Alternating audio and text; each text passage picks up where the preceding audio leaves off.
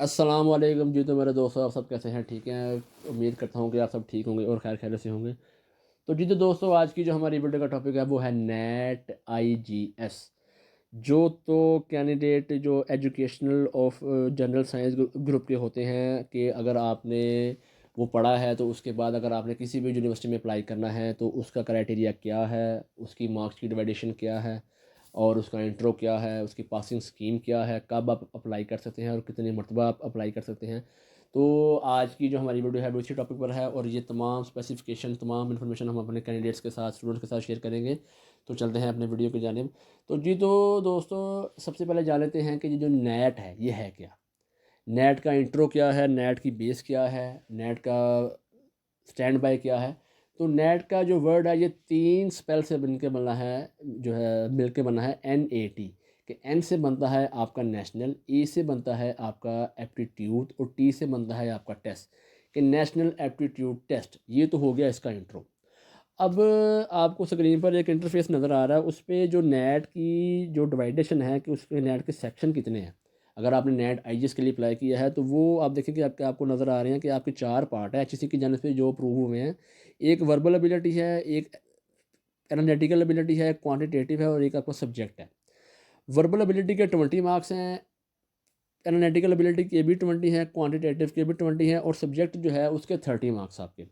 ये तो आपके मार्क्स आ गए और ये चार सेक्शन आ गए। अब आगे चलते हैं। आगे आप एक और इंटरफेस देख रहे हैं स्क्रीन पर कि आपका जो वर्बल एबिलिटी है, कैंडिडेट्स को ये नहीं मालूम कि ये है क्या।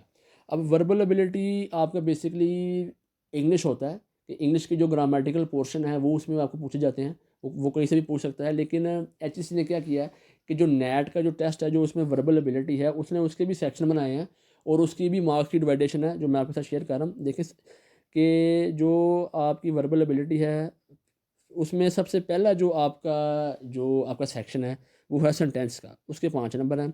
फिर आपका एनालॉगी है उसके 3 नंबर हैं। फिर एंटोनियम उसके 4 हैं, कंप्रीहेंशन उसके 5 हैं और सिनोनियम उसके 3 हैं। अगर इनको कैलकुलेट करें तो मार्क्स बनते हैं 20। यानी कि HEC ने जो आपके जो 20 मार्क्स हैं उसकी भी डिवाइडेशन उसने की है और उसके भी उसने टॉपिक्स क्रिएट किए हैं, टॉपिक्स बनाए हैं, यानी कि उसके सेक्शन बनाए हैं कि अगर आपने वर्बल एबिलिटी की तैयारी करनी है तो उसके अंदर 5 सेक्शन है और उसके नंबर ये हैं। आपने इससे बाहर नहीं जाना। आपने कोशिश करनी है कि अगर आप नेट के टेस्ट की तैयारी कर रहे हैं, अगर आपके पास शॉर्ट टाइम है, यानी कि अगर आपके पास 2 हफ्ते हैं या आपके पास 3 हफ्ते हैं तो आपने तैयारी करनी है, तो आपने सिर्फ इन पाँचों को आपने कवर करना है। और उनके जो क्वेश्चन या जो उनकी मार्क्स स्कीम है वो भी आपके साथ मैंने शेयर की है कि ये इतने इतने नंबर के आएंगे, तो आपने सिर्फ इसी को तैयार करना है। इसके अलावा किसी और तरफ नहीं देखना, क्योंकि अगर आप इसी को तैयारी करेंगे, अगर आपके पास शॉर्ट टाइम है तो फिर आपके लिए एक जो है एक बेस और एक प्लेटफॉर्म तैयार हो जाएगा कि आप मैंने इससे बाहर नहीं जाना। क्योंकि अगर इससे बाहर भी आप पढ़ते हैं तो ठीक है, आपको नॉलेज तो मिल रहा है, लेकिन आपके वो टेस्ट की बेस ही नहीं है। तो कोशिश करें कि जब आप अपना टेस्ट पास करें फिर जो मर्जी पढ़ें, लेकिन अगर आपका भी टेस्ट की तैयारी चल रही है तो सिर्फ इसी को फॉलो करें। तो नेक्स्ट आपका सेक्शन है एनालिटिकल एबिलिटी, उसका भी इसी तरह से है। उसके भी अगर 20 मार्क्स हैं उसके दो आगे से सेक्शन बने हैं। एक आपका सिनेरियो बेस है और दूसरा आपका स्टेटमेंट बेस है। जो सिनेरियो बेस है उसके 12 नंबर हैं, स्टेटमेंट बेस उसके 8 नंबर हैं, इसके भी 20 बनते हैं नंबर टोटल। फिर क्वान्टिटेटिव एबिलिटी है, उसके भी 3 सेक्शन बने हैं। उसमें अर्थमेटिक के 13 नंबर हैं आपके, अलजबरा के 4 हैं, ज्योमेट्री के 3 हैं। तो ये तो हो गया ना आपका जनरल सेक्शन। अब जो आपका सब्जेक्ट बेस है उसके 30 मार्क्स हैं। अब उसमें जो मेन आपका मैथ है उसके 10 नंबर हैं, स्टैट उसके 10 नंबर हैं और इकनॉमिक्स उसके 10 नंबर हैं। तो ये अगर सारी स्कीम को आप कैलकुलेट करें जो है मैंने बताई आपको मार्क्स की, तो बनते हैं 90। यानी कि 90 मार्क्स आपके नेट के टेस्ट में जो टोटल है। ड्यूरेशन आपका 120 मिनट है, यानी 2 घंटे हैं। तो अगर आपने नेट के टेस्ट में पास होना है तो आपके पास मैक्सिमम जो है 45 नंबर होने चाहिए और परसेंटेज 50। कि 50% आपके पास होगी तो ही वो HEC आपको अप्रूव करेगी कि आप इस टेस्ट के लिए आपने टेस्ट को पास किया है, अपना रिजल्ट कार्ड देगी। अगर आपके 50% से अगर नंबर आप यानी कि परसेंटेज आपकी कम है, यानी कि मार्क्स आपके 90 में से 45 नहीं आते या 44 आते हैं या 43 हैं, तो आप फेल हैं। आप उस टेस्ट के लिए क्लैरिफाई नहीं कर रहे। तो कोशिश करेंगे आप टेस्ट की तैयारी अच्छी करें, क्योंकि 120 मिनट का जो ड्यूरेशन है वो बहुत ज़्यादा है। जो 120 मिनट का जो ड्यूरेशन है वो बहुत ज़्यादा, यानी कि 2 घंटे। 2 घंटे में आपने 90 सवाल अटैम्प्ट करने हैं, तो कोशिश करें कि आप सोच समझ के स्टेटमेंट पढ़ें फिर उसको आंसर दें। तो ये तो आपके टेस्ट को पास करने की जो भी इसकी स्कीम थी या जो भी उसकी परसेंटेज थी मैंने वो बताई। अब एक और मेन बात कि इंटर में आपके पास परसेंटेज जो है 50% होनी चाहिए, फिर ही आप इस टेस्ट के लिए अप्रूव होंगे। इस टेस्ट में अपीयर होने के लिए HEC की तरफ से ये शर्त रखी गई है कि आपके इंटर में 50% मार्क्स हों तो ही आप इस टेस्ट में अपीयर होंगे। तो अगर आप 50% मार्क्स लेंगे फिर इस टेस्ट में अपीयर होंगे, फिर आपके पास 50% मार्क्स होंगे जो इसके टेस्ट के हैं, यानी कि उसके जो मार्क्स बनते 45 है 90 में से, ड्यूरेशन उसका 120 मिनट यानी 2 घंटे है। तो ये अगर आप पास करें फिर ही आपको जो HEC अपना रिजल्ट कार्ड देगी। और एक मेन जो इशू है, अक्सर स्टूडेंट्स मुझसे पूछ रहे होते हैं कि बताएं कि इसमें नेगेटिव मार्किंग होगी। तो मैं एक बात क्लियरली बताता चलूँ कि नेट के टेस्ट में नेगेटिव मार्किंग नहीं होती। नेगेटिव मार्किंग का मतलब ये होता है कि अगर आपका एक सवाल ठीक है और एक गलत है, तो उसका नंबर अगर 1 है तो उसमें से आपकी नेगेटिव यानी कि 1 नंबर में से आपका नंबर नहीं कटेगा, यानी कि अगर आपका सवाल गलत है तो उसका नंबर 0 मिलेगा, उसकी नेगेटिव मार्किंग नहीं होगी। यानी कि अगर आपने क्वेश्चन जो सही किया है उसमें से भी नंबर नहीं कटेंगे, नेगेटिव मार्किंग इसको बोला जाता है।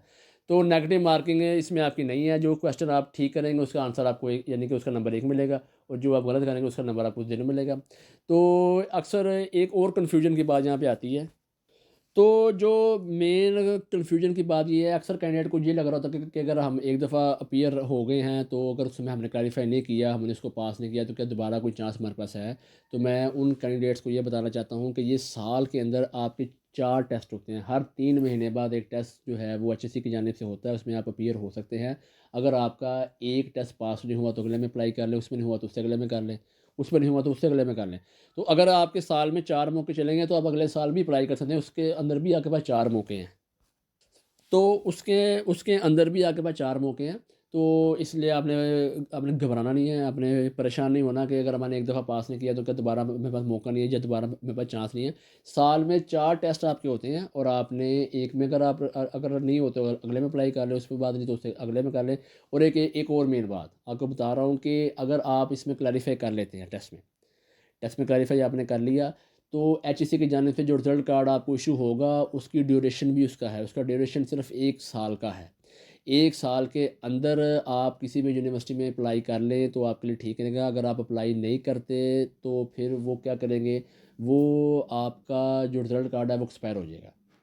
ये बात अब आप अपनी याद रखें कि आपने साल के अंदर किसी भी यूनिवर्सिटी में अप्लाई करना है, वरना फिर अगले साल आपको दोबारा अपीयर होना पड़ेगा, दोबारा टेस्ट देना पड़ेगा। तो कोशिश करें कि 1 साल के अंदर किसी भी यूनिवर्सिटी में आप अप्लाई करें, तो इंशाल्लाह अज़ीज़ आपका एडमिशन जो भी उनका सिनेरियो उन्होंने बनाया हुआ अपना एक, कि आपका इंटर का जो रिजल्ट कार्ड है उसका, और जो आपका मैट्रिक का जो आपका रिजल्ट कार्ड है उसकी जो मार्क्स की जो है स्कीम है उसको वो कैलकुलेट करके फिर ही वो आगे आपकी परसेंटेज आपको शो करेंगे। तो वो हर एक यूनिवर्सिटी का अपना क्राइटेरिया, लेकिन आपने 1 साल के अंदर अप्लाई करना है ताकि रिजल्ट कार्ड आपका एक्सपायर ना हो। तो जी तो दोस्तों, ये जो तमाम इन्फॉर्मेशन थी मैंने आपके साथ शेयर की कि नेट है क्या, इसको करने के लिए क्या चीज़ ज़रूरी है, और इसकी पासिंग स्कीम क्या है, इसका ड्यूरेशन क्या है, इसकी परसेंटेज क्या है, वो तमाम इन्फॉर्मेशन मैंने आपके साथ शेयर की। तो इंशाल्लाह अज़ीज़ हमारी अभी नेट पे एक सीरीज़ चल रही है, हमने नेट को आधे से ज़्यादा कवर कर लिया है, और अब आप कोशिश कर रहे हैं कि नेट के बाकी भी जो सब्जेक्ट हैं उनको कवर किए जाए, जो है किया जाए। वो क्योंकि अक्सर जो कैंडिडेट्स मैं देख रहा हूँ कि वो काफ़ी परेशान है, जिन्होंने FA किया है या आफ्टर बैचलर अगर वो कुछ करना चाह रहे हैं, तो उनको यही नहीं पता कि हमें जो टेस्ट देना है उसका कोर्स क्राइटेरिया क्या है, या वो टेस्ट होगा क्या है, या वो होगा कैसे।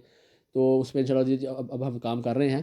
तो अगर ये मेरी वीडियो आपको अच्छी लगी है तो प्लीज़ मेरी वीडियो को लाइक करें, मेरे चैनल को सब्सक्राइब करें, और मेरी वीडियो को ज़्यादा से ज़्यादा कैंडिडेट्स के साथ शेयर करें जो तो न्यू कमर हैं, और जो न्यू स्टूडेंट्स हैं अभी जिनको नेट का हाउ नाउ नहीं है, तो उनको जो है ये इन्फॉर्मेशन मिल सके। तो क्योंकि मेरा वीडियो बनाने का मेन मकसद ये होता है कि जो अभी अननोन पर्सन है, जो अभी कैंडिडेट्स हैं, जो अभी अपनी एजुकेशन फील्ड में आगे जाना चाह रहे हैं, और उनका जो जो भी टेस्ट होना है उसकी जो स्कीम है वो उनको मालूम हो।